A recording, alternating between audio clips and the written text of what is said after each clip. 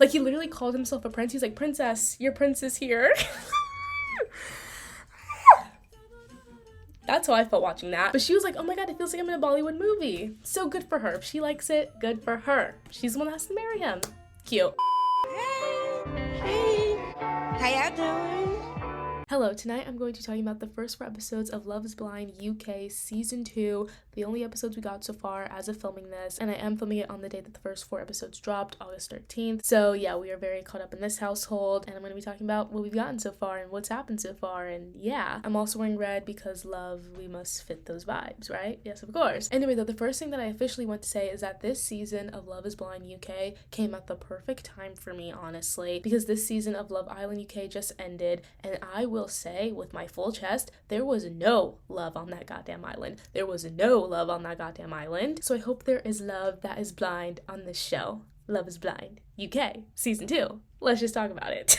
So instead of going like an episode by episode, like breakdown what's been happening so far, etc., I'm just gonna go couple by couple, who we got, what they're cooking, what's up with them, the couple specifically, and then also the love triangles and what couples came out of that, obviously. So that's how I'm basically going to discuss these first 4 episodes and what we got so far. Cool. Also, there's a glare from my little like nightlight thing I have going on. I'm sorry about it. Can't really do much to fix that.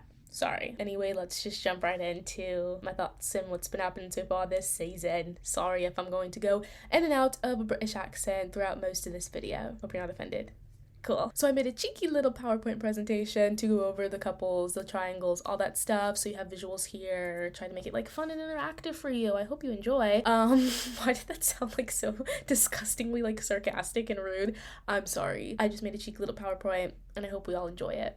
Thank you. So first up we have Billy and Ashleigh, aka the army people, because that's what like they initially bonded on, so that's kind of what I like associated them with. Whatever. Billy's 35, Ashleigh's 28. They immediately had like really good vibes, good chat off the bat. Their initial convo, that first little meeting, definitely had good vibes from the get-go. In that first like initial convo they have, he talks about how he's been married before, and apparently it wasn't like a really like dramatic type of ending. He says they just like fell out of love and that's how they ended. So okay, he's been married before, but it's fine. He seems like a chill dude. It wasn't until their second date though that I became completely sold on this couple. I was like, and they are simply meant to be forever and always. I hope so. Billy seems like a sweet guy. Ashleigh literally calls him like a charming Irishman, and I can like fully co-sign that. Like he was giving exactly that. Very much charming Irishman. And it's so interesting like for an army guy, because like he's in the army or like was or like something like that. He's like kind of still in it but like does something like not that's in it. I don't know. I personally know nothing about like the US stuff, so imagine me knowing about like Irish military, UK, like no, I don't know. But for an army guy, he seems like such like a sweet, nice, kind person, like very like soft instead of having like a rougher, more like grr type of energy, if that makes sense. And Ashleigh's a super nice girl and they seem like they mesh well. So yeah, we see that Billy's only hesitation like for her, like wanting to like really be with her, is her job. So she's basically a flight attendant, and he's like, I don't want us to like be living separate lives because you're a flight attendant, because your hours are crazy. He's like, my hours are already crazy. I don't know, us to be like ships passing in the night type of vibe, and etc., which is a valid way to feel, and I get him completely. And we see him talk to her about it, and the editing makes it so dramatic that I think that's the way like episode 1 ended, on that cliffhanger of him being like, I need to tell you something, there's something I want to talk about, and the music's so dramatic and the episode ends there, and then it picks up like with them having their conversation, and it's actually the most normal conversation. That was not an end-all be-all conversation. She's basically like, oh, I'm open to finding, you know, a basic 9-to-5 job to make things work for our family and like our future, like she wants to do that, etc. And from there it seems like it's just smooth sailing for them too. I do want to quickly say though, I could see this like job thing potentially being a little something that brings a little drama for them, a little sprinkle of drama. Once they're out of the pods, once like they're like trying to figure things out before the wedding and stuff, I could see this job thing like coming up again and being like a little point of contention, if you will, if that's the right saying. I think that's right. I don't know. Sometimes I think I know words and I'm like, I don't think you know that. Anyway though, we see them say I love you and then they get engaged, and honestly, their reveal is like kind of really awesome and kind of really great. They both immediately seem so smitten with each other and so happy and in love, and it's just like really cute and adorable. We love to see it. So yeah, the reveal's good, not weird, not awkward at all. Good times. We love to see it. Hashtag maybe there is love in this pods. I was gonna say maybe there is love in this island. That doesn't work. Maybe there is love in these pods. Yeah. Now let's move on to our next couple. We have Patrick and Aanu. Patrick is 33, Aanu is 29. So Patrick is our spiritual guy. It's literally his livelihood. He's a human design coach, whatever the heck that means. Sumi, one ear out the other, low-key. I'm sorry about it, but he's just really spiritual, whatever. And him and Aanu, during that first initial conversation they have, they're immediately like vibing on religion. She talks about being Christian, like praying all the time, etc., etc. He talks about how his upbringing was Christian and he still like appreciates it, whatever, even though he's more like spiritual now, but that's still like a big part of him too, something like that, whatever. But like during that first initial combo, it definitely gives like a very sweet vibe between them. On their second date, we see them bonding on family values and just how close they are with their family, etc., etc. And overall they just seem very like this the whole time, like very like, oh, we are here, we're seeing eye to eye, we are on the same wavelength, we are like this, besties, twins, whatever. They just seem like very like aligned on a lot of things. And similar to Billy and Ashleigh, how it's like, oh, on their second date I was sold on them, on these guys' second date I was very much sold on them. I was like, okay, they're gonna live happily ever after, or at least like happily ever after in the pods, like they're gonna get engaged at least. I was like, oh, they're fine, they're so chill, like we got it, cool. Because literally at one point Aanu talks about how she feels so safe talking to him, and in my humble opinion I feel like that's such a huge thing, because like who doesn't want to feel safe talking to the person that they're like falling for, like want to be with? That's a huge thing, probably one of the most important things. Sue me, I don't know, but that was just like kind of huge to hear. Overall, they were just like so cutesy with each other, like that first date, that second date, even that like third date, they just seemed like so like happy and good. And I genuinely thought that the next step for them would be that proposal, like would be him getting down on one knee, them getting the reveal, them going on their little trip with everybody else to the little wherever couples island thing, wherever they go. But then we see a different date that they have where they hit like a really hard roadblock and they're like misaligning on a bunch of things, and like they're like not like this anymore. They're like, whoa, this is very different. Like it seems like they're completely on different wavelengths, and from there it's just completely downhill. I thought it could be like solved. I think they could have like talked better and maybe worked through it, but anyway, they were dead. Anyway, this couple was dead after that, which was kind of sad to see. Like I said, I really thought they could have made it through, but they sadly did not. He breaks up with her because he says that he doesn't have a spleen feeling about her, which is basically like his gut is telling him no, but he uses his spleen, spiritual guy, it's a whole thing. I don't care, whatever, doesn't matter anymore, honestly. Nothing about either of these people really matter because they're not making it farther, but I did still want to delve into them. So maybe actually there's not some love in these pods because these two didn't make it, but they made them such a huge storyline that I simply did have to talk about them, even though they didn't get engaged, even though they didn't make it out the pods. Still had to include these two. Also, I really just like her. She was fun. I feel bad that he like gave up on them so easily, it felt like, but whatever, I digress. I'm not love expert. I'm not in the pods. I'm just a viewer. I'm just a viewer at the end of the day.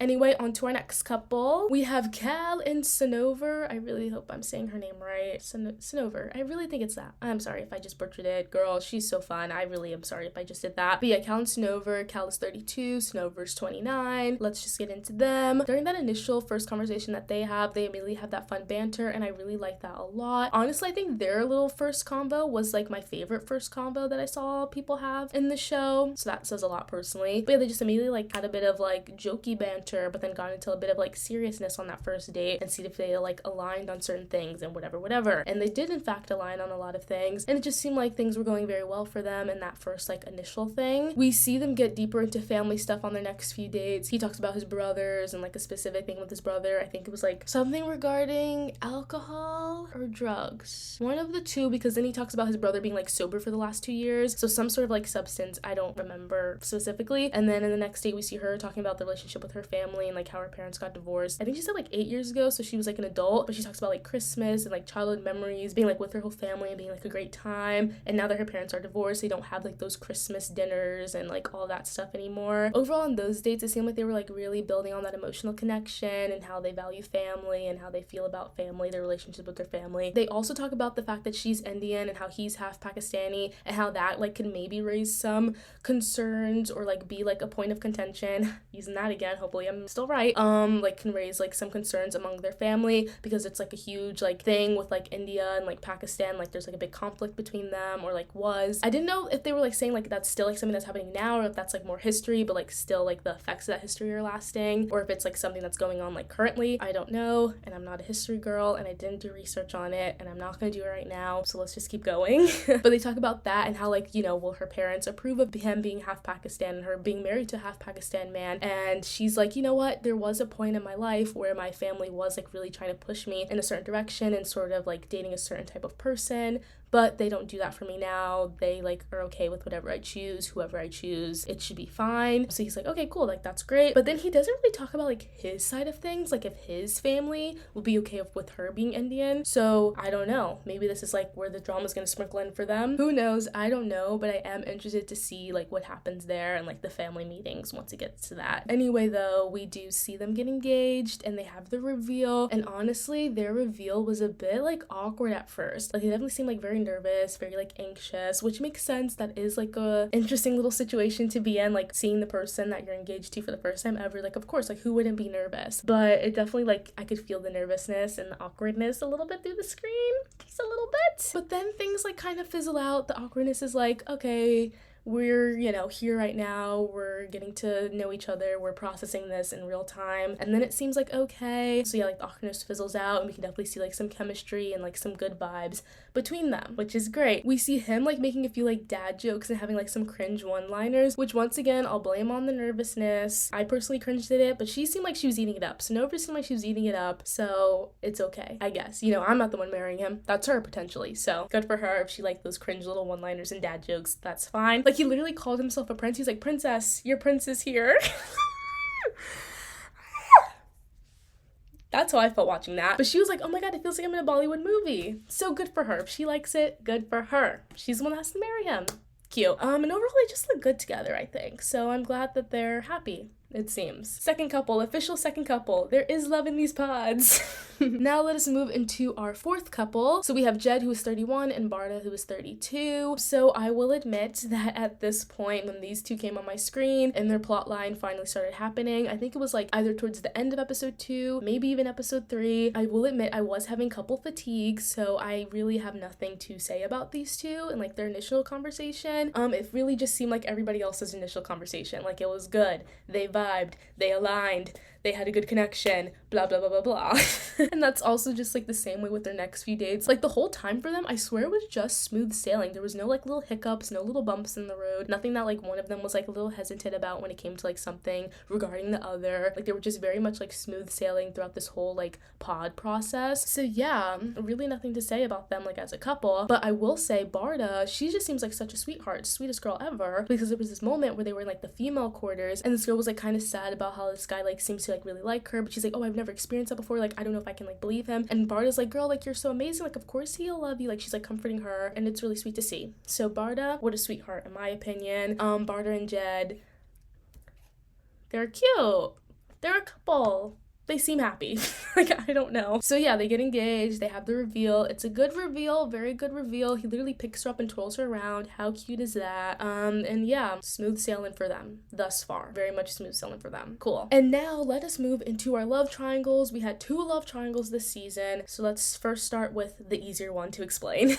So the first part of this love triangle is Jed, who's 28, and Katisha, who's 31. So they had like a good first combo. Nothing really to like write home about, honestly. There's something about Javen that seems like he just wants to win a woman, if that makes sense, and I don't really like that vibe, and I don't really know how to expand on that, but like if you get it, you get it, and if you don't, I'm sorry, I really don't know how to explain that. But he just like seems like he wants to win. He just wants to win, and this is not a competition. There's nothing to win at the day. Like this isn't Love Island where you can maybe win 50k pounds, but I don't know, he just seems like he wants to win this competition, even though it's not a competition.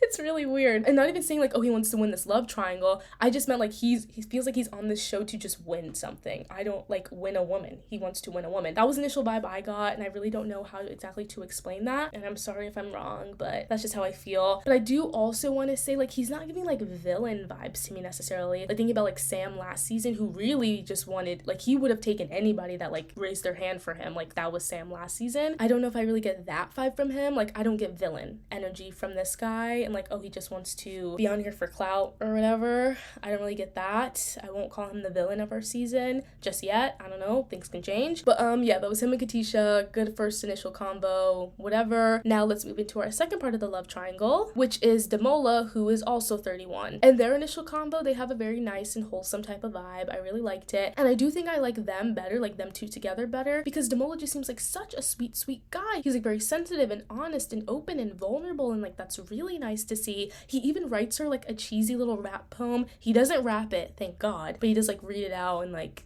whatever, and it's like cringe but like in a sweet way, and I'm like, oh, that's actually like really nice of you. And he's doing like other little like grand gestures for her, which is cute to see. Some would maybe call that love bomby, but for him though, I don't particularly see it that way. Like it genuinely feels like Demola really likes her, he has a genuine connection with her, and like blah blah blah. And also I want to say that I think his like open and very like lovey vibe isn't love bomby because of like the way he was raised and how he talks about his childhood and his upbringing. Like he talks about having like a very like close-knit family, like mom and dad, brother and sister, like it was very like close, and like he saw like a loving relationship as he grew up. And he also has a really good relationship with his grandma, who sadly passed away, but like they had like a really good relationship, would hang out with her on the weekends. Like I think he said he lived with her at one point and stuff. So yeah, I feel like he's just genuinely like a sweet and lovey guy because of the way he was freaking raised, not because he's a love bombing freak. Yeah, I just genuinely like Demola, and because of that, I liked them better. And I truly, truly hope I am not freaking wronged, and this man is actually a terrible human being. I hope I'm not giving this man the benefit of the doubt, and I'm giving all those reasons that maybe he's actually a good person, all for naught. Please don't wrong me, Demola. Please don't wrong me, please.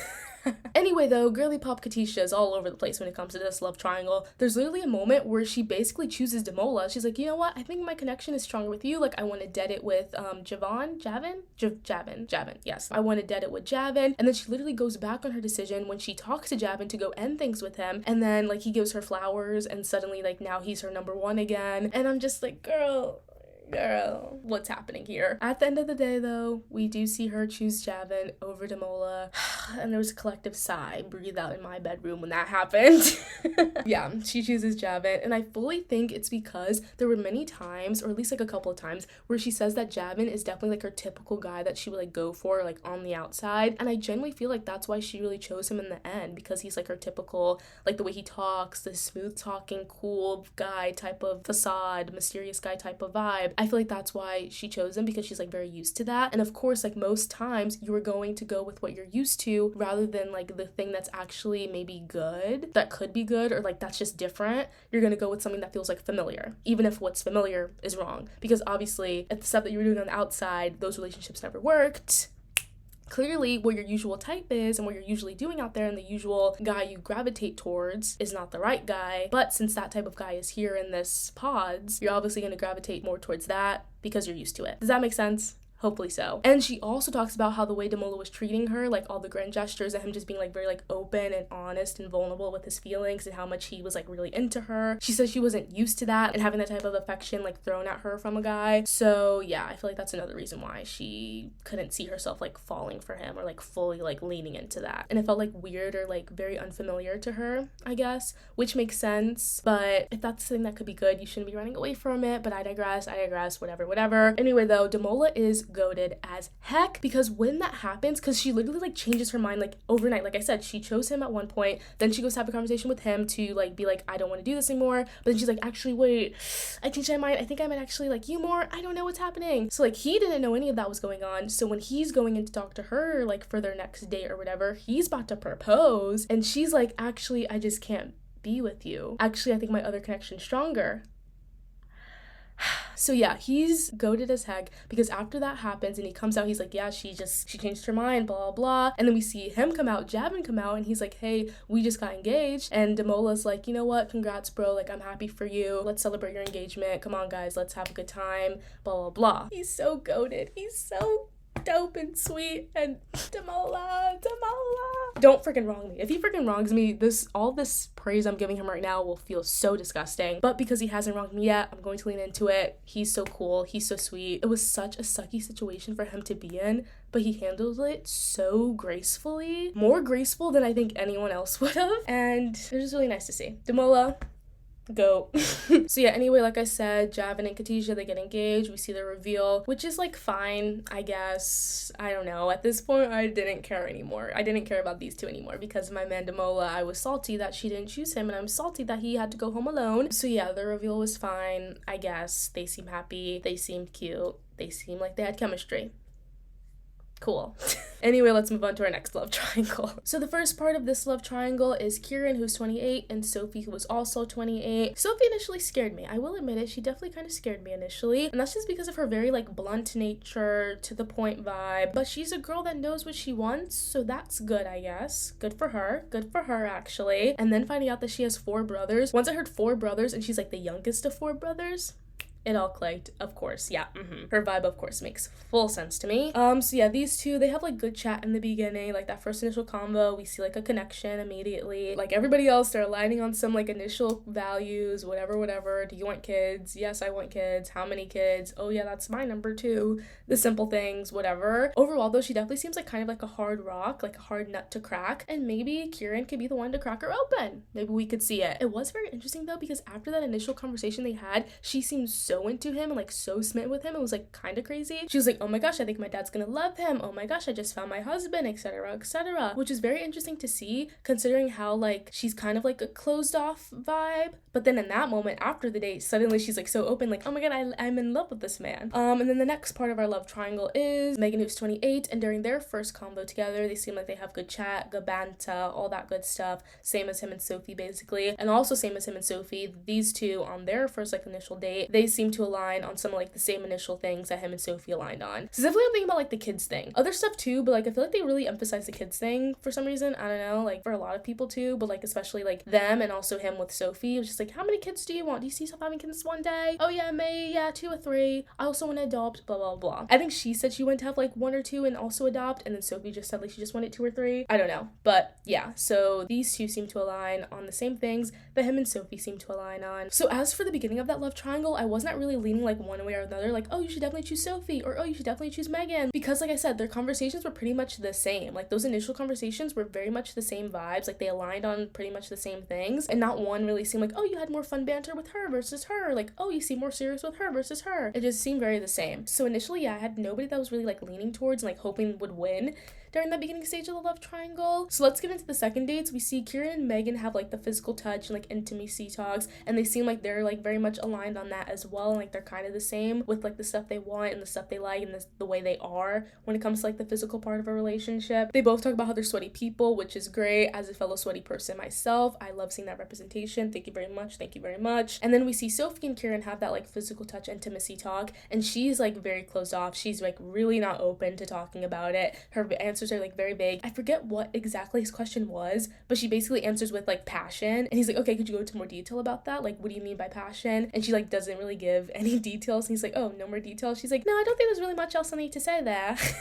We can definitely see that Kieran's like not necessarily like happy about her answers, and not like he like calls her out in the moment like, hey, like let's get deep, let's freaking talk, but we can definitely see the convo take like an awkward shift from there when she's a bit vague with her answers. So yeah, then that second date basically like ends there. Some of the way these dates end, it feels like it's so weird, because like a lot of them, not even just like them, but like even like other couples, like they would have like an awkward shift in like the conversation, like things would feel like so weird, and then suddenly it's a cut to them being like, okay, bye, I'll talk to you soon. And I'm like, did they really just end it there? Like, how did that conversation actually end? Because I refuse to believe they ended it or let it end on an awkward note. That feels like really weird, but once again, I digress. I don't know. I'm not a producer of Love is Blind. I would love that.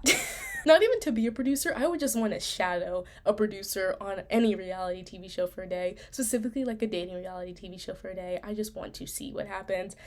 But that's a tangent for another time. But anyway, though, after the second dates, I was definitely leaning more towards Megan and Kieran, like them being a better suited couple, just because of how like easy it seemed like they were able to talk about like deep stuff, and it definitely just seemed like they aligned on what they talked about too. So yeah, that's the way I was leaning after those second dates. They just seemed like they vibe better, at least from what the editing of those dates were telling me. It definitely seemed like Megan and Kieran were more suited for each other. And then we see another date between Kieran and Megan, and it's like a really deep family convo. And I also want to mention, it's always Kieran being the one to like initiate the deep convos, which is really nice to see. He's very much like a very open and like honest and like wanting to be vulnerable and wanting to be deep with his connections type of guy, which is really cool to see. It just seems like he very much like process his past traumas and like knows what he wants in life because of like his past stuff. He just seems like he is really certain of like who he is now, and he's just so open and like ready to get deep, and I kind of like that. He seems like a cool dude. In this moment though, we see him talking about stuff regarding his mom growing up and how that relationship has really like impacted what he wants and like shaped the way he is now, and etc, etc. And Megan talks about her dad and how there's no relationship there, and how she has a good relationship with her mom, but also like the relationships that she's seen her mom have, like the romantic relationships that she watched her mom have as she was like growing up, has really shaped the way that she's views relationships now and stuff. But at the same time, it hasn't like ruined her view of relationships or like made her really like, what's the word, like cynical towards relationships. She's just like, oh, I watched how my mom was treated like very badly by men as I was growing up, and I know that I don't want that, and I want something like better than that. My mom's like such an awesome person, like she didn't deserve that, and I know I also don't deserve that, and I know that I don't want that. So yeah, that's really nice to see, and it's nice to see them get deep with each other right here, talking about family stuff. So yeah, that's their little deep family combo date. And then we see him have a date with Sophie, and he's trying to do the same thing, like trying to get deep and like talk to her about family stuff, or like just like other deep stuff in general, not necessarily like family wise. And she's just like such a hard nut to crack. Like I said, she's giving like very like service level answers to like questions he has, kind of like superficial answers too. And yeah, she just doesn't want to get deep. My girl Sophie does not want to get deep and get vulnerable. And you know what, I do relate to Sophie in that, so I'm not even gonna like slight her for that or like really like knock her for that, because same in a way.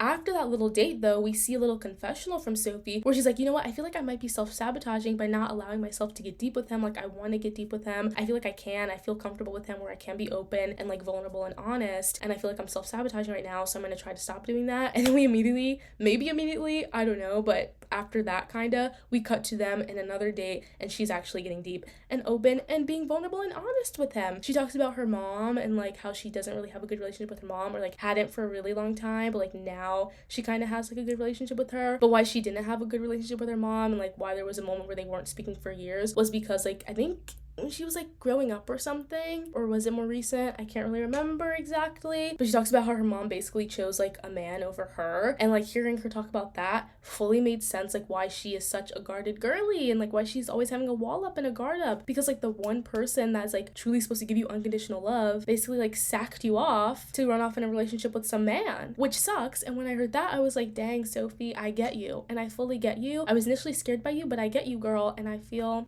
bad for you. Also, it's just really nice to see her finally get deep with him, and he also seems like he really appreciates that. And yeah, so cool. Dudes, at this point in this love triangle, my brain was hurting. My brain was breaking because there was not one clear choice. Neither of these two ladies seemed like a bad choice. Neither of them also seemed like the obvious choice. I did not know really which way this man was leaning, because I could see him leaning towards Megan because like of how open she was from the get-go, but then also like with all the stuff that Sophie's been through, and it's not bad to be a guarded person, especially when you do finally let your walls down and be open and vulnerable. So I could see him being like, oh, like she finally opened up to me, I'm finally getting there, like, oh, I want to continue this, I want to build more with her. It was weird. My brain was breaking. I didn't dislike either of these girls. Nobody was the bad choice, but also nobody was an obvious choice. I had no idea where this man was going, and I had no personal preference for which way to go. So yeah, my brain was hurting at this point during this part of where we were at in this love triangle. Does that make sense? Probably not. But then we do see some sort of decisions being made, because Kieran gives Megan a very sentimental gift. It's like this like Japanese thing, because he's been to Japan and he decides to give her this like ornament thing, and he's like, oh, I also sprayed it with my aftershave here, and she's like, oh, this is so sweet, oh my gosh, thank you so much, blah blah blah. And then after that date, she's like running out into the female quotas and like showing everybody. She's like, oh my god, he got me this thing, like it's so sweet, and like screaming about it, talking to her friends about it. Everybody's like, oh my gosh, yes, you know, women supporting women, love to see it. She's just like really happy about it, and because of that sentimental gift, that makes Sophie like immediately want to like dead it with him. She's like, I don't want to be second best, like that's such a huge gesture, like giving someone like a very sentimental gift, huge gesture. I'm not trying to be second best, I want to dead this with him. And then we also see Sophie talking to Megan, and she's like, oh, I don't want you to feel uncomfortable about this Kieran situation, like I'm not mad at you, I'm mad at him for doing that, because clearly that shows where his cards lie. Clearly he knows like how that would have made me feel seeing that, and blah blah blah. And like Megan in that moment's like, I didn't even know that you were a connection, I didn't even know that you guys were talking to each other, which is really funny. And it also makes me think that I don't think she would have been so like blatantly like, oh my gosh, look at this gift he got me, and like being so like outwardly like happy about it, if she knew that he also had a connection with Sophie. Because honestly, like if she did know that and she did that, that's kind of a crazy thing to do. Like that's kind of rude, like knowing that he has another connection and like basically like rubbing it in her face low key. That'd be kind of crazy. So I do believe that she didn't know that they also had a connection, and I do believe that she was just doing that because she thought like she was the only one like falling for that man. Honestly, also there was like not one moment where she was like quiet about her connection with Kieran. She was like name dropping him. She was not beating around the bush with it, but like Sophie was, so that's why Megan didn't really know, and that's why Sophie did know that they had a connection. Sophie kept her cards a bit more close to her chest, maybe talking to like one or two people about it, but yeah, it makes sense why Megan didn't know. What are my thoughts about the gift situation? Because I get it, definitely like a sentimental gift, that's definitely like being like, and I'm all for you, you know what I mean? But then at the same time, I'm like, you do kind of just have to, there's not a lot of time in there, right? You gotta like go with what you want in the moment that you want it, I guess. But maybe he should have like deaded things with her before, because it is like, you know, you're giving a sentimental gift. She's definitely gonna know that you gave her a sentimental gift. Clearly you want to be with her more anyway, so why aren't you just deading it with me? Like, that is showing exactly where your cards are lying, sir, by giving someone a sentimental gift. How many times am I gonna say sentimental gift? But yeah, I don't know, whatever. It is a big statement. Maybe he should have deaded it with Sophie before he did it, but I don't know. Sometimes things move too fast. I don't know how it really works in there, so I don't really hate him for that. And he did seem apologetic about it when Sophie talked about it, and when Sophie ended it, whatever. And when Sophie ended it with him, he was like apologetic about like doing that and sorry for making her feel that way and making her feel bad and blah blah blah. But yeah, like I said, she ended things with him, so now they were smooth sailing from then on out. They get engaged, the reveal is really good. There was a part of me that kind of worried about like the reveal, because she's like tall girl. She gives like such tall girl energy in those pods, and he just seemed like an averagely heighted tall man. But no, their height difference was perfectly fine. He was definitely taller than her, and I think she had like some heels like these when she did her reveal, so very nicely taller than her, and good vibes. They seemed like they had chemistry. They seemed like they weren't really that awkward or really that nervous too. It was just a good reveal. Honestly, I really wasn't paying attention that much, because once I was like, oh, their height difference is good, I was like, and we're sold. Everything else is gonna go perfectly for them. I'm sorry. Honestly, I kind of wish she was taller than him so we could have seen how that dynamic played out, because honestly, I don't think he kind of doesn't give, like, he gives me Tom Holland energy, where he would be, like, perfectly okay with being, like, the shorter man in the relationship, with being, like, with the tall girl, like how Tom is with Zendaya. I don't know, but it doesn't matter because he's taller than her, so all for naught, I guess, whatever. And that is all of our couples. Was that 5?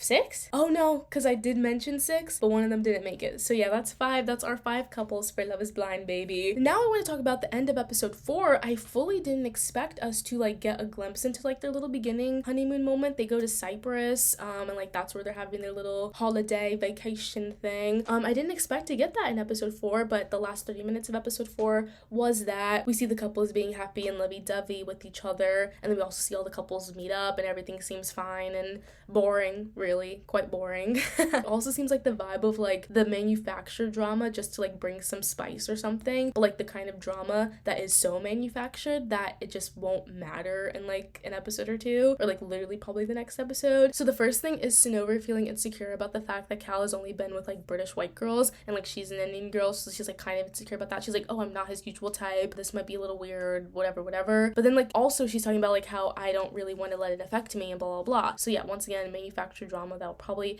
not matter in the next episode, but they just had to do something for these last 30 minutes, I guess. And then the second thing is Cal kind of like confronting Katisha, because Cal was best homies, I'm guessing, even though we didn't really see that too much, but we never really see like the bromances. But apparently him and Demola were like best homies, and he feels like really bad about like what she did to Demola, because like I said, she like switched on a dime, completely changed her mind overnight. He was completely blindsided by her being like, actually I'm gonna go with somebody else now, blah blah blah. So like yeah, Cal confronts her about that, and he's like, Demola was such a good guy, like how did that happen? And she's like kind of explaining her mindset on things, but like I said, manufactured drama doesn't matter. Also the episode ends with their like little confrontation, and honestly I don't care. And honestly, double honestly, Cal, you should not be in this business, but at the same time I kind of get it, because if my friend was wronged and now I have to be stuck watching the girl that basically dumped your friend or whatever, loosely dumped whatever, see her like getting on with like this new guy or whatever, I'd feel really bad for my friend. I'd also feel really bad for my friend, and maybe I would want to get to the bottom of things like Cal. I don't know what I'm saying anymore. It's very late. I'm just gonna end it there. Like I said, random manufactured drama that I don't think will matter anyway, like next episode probably. We'll see. But yeah, those were the first 4 episodes of Love is Blind UK Season 2, baby.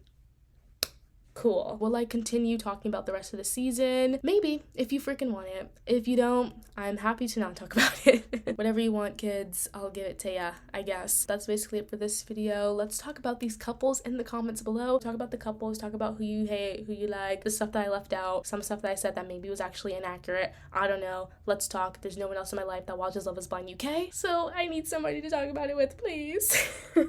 Anyway though, thank you. That's it for this video. Have a great night or morning or whenever you're watching this. Bye-bye now. Love is blind, maybe? There's some love in those pods, baby. I hope. I actually really hope.